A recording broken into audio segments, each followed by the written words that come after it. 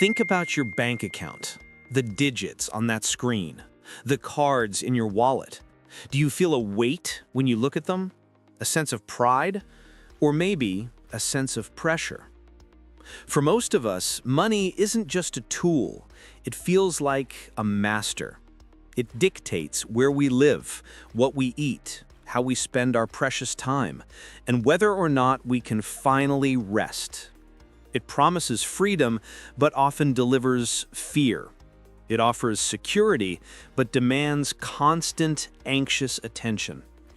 Today, we are going to ask the most fundamental, challenging question about your finances. Is money your master?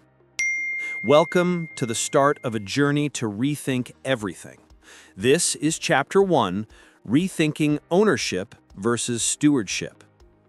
Our entire understanding of finance must begin with a foundational truth, a single verse that flips the entire script. It's found in Psalm 24, verse 1. "The earth is the Lord's, and the fullness thereof, the world, and they that dwell therein." Stop and let that sink in. The earth is the Lord's. Not just the dirt and the trees, but the entire world system, the economic system, the gold, the silver, and yes, every dollar bill you will ever hold. The money in your pocket? It's not actually yours. The house you pay a mortgage on? It's not actually yours. The talent you use to earn a living? It's not actually yours. This is the radical theological truth that sets us free from the lordship of the wallet. We are not owners. We are stewards. What is the practical difference between an owner and a steward? It changes everything. The owner is in control. The money belongs to them, so they bear all the stress of loss, the pride of gain, and the ultimate responsibility for the outcome. The owner's ultimate goal is accumulation and security. The steward is an entrusted manager. They know the money belongs to someone else, the ultimate owner, God. Therefore, the steward is free from the crushing weight of ultimate control. Their goal is not accumulation, but faithfulness and fruitfulness.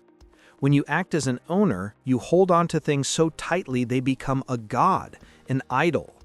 When you embrace stewardship, you hold everything with an open, trusting hand. The question then is not how much do I have?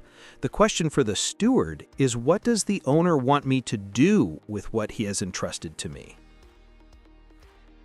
This isn't just theory. This rethinking of ownership gives you a new kind of freedom. Freedom from guilt. If you lose money, the ultimate resource is still his. You didn't lose your own foundation. You just made a poor management decision, and you can recover. Freedom from fear. The ultimate security doesn't come from your 401k balance. It comes from the ultimate owner who has promised to provide for the steward. You don't have to carry the entire weight of your future. And critically, freedom to be generous.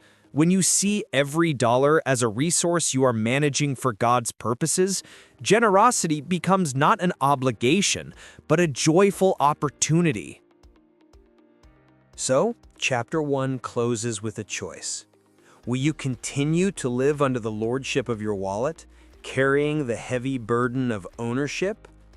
Or will you embrace the radical freedom of stewardship, trusting the wisdom and provision of the one who owns it all?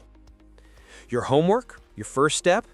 This week, I want you to write down Psalm 24:1 and post it right next to your computer or on your refrigerator. And every time you spend money or every time you get paid, read that verse and ask, how can I manage this resource faithfully for the owner? Next week in Chapter 2, we're going to get even more practical, diving into the budgeting lie, why most people's budgets fail, and the one crucial perspective change that will make your money flow the way the owner intends. Don't forget to like this video, subscribe for Chapter 2, and tell me in the comments what feels heavier to you right now, the stress of gaining money or the fear of losing it. I'll see you next time.